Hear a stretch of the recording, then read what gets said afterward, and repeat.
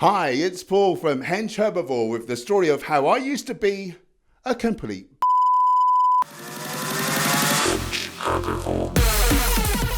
I was a bit of a wimp as a child.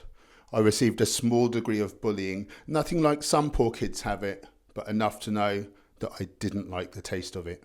Through the years, I started to pick up various martial arts and I got into the weights. At a club one night, there was a serious problem, and a bouncer there who I boxed with asked me to mind the ladies' lounge while he ran off to deal with a fight.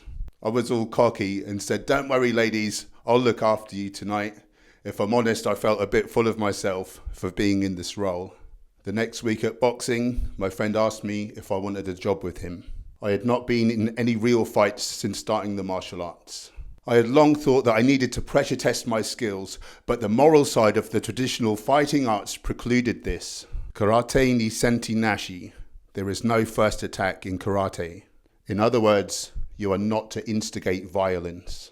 I considered that perhaps in the defense of others, I could gain fight experience and self-confidence. Despite the extreme anxiety I felt, I took him up on his offer. The first time I had to get physical with a punter started somewhat of an addiction in me.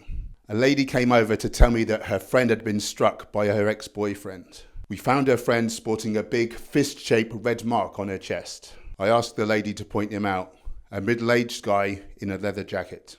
He had a bottle in his hand, so I quickly struck him on the inside of his forearm with the heel of my palm to disarm this potential weapon, and I put a couple of shots in his ribs to subdue him. I launched him through the fire exit doors and walked back into the club feeling 10 feet tall.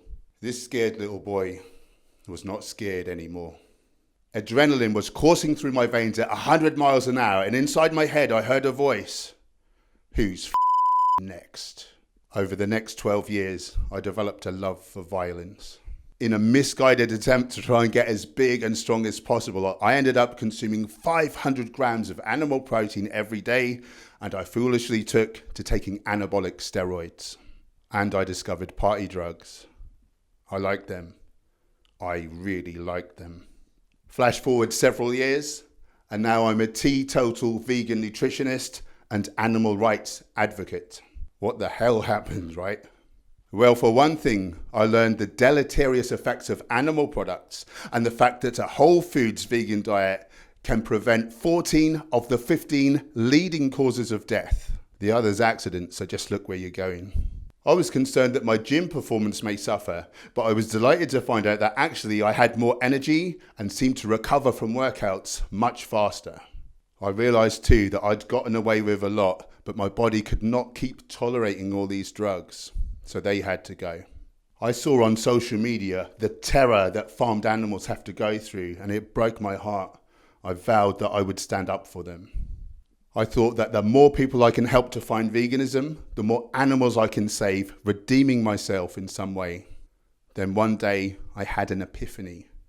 If I don't want to harm a chicken that I've never met, then why in the hell would I hurt my fellow man? No happy person chooses to be unkind. I considered that if someone angers me, perhaps is rude in some way, then they too must be suffering.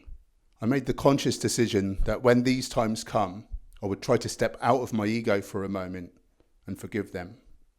Life has never been so sweet.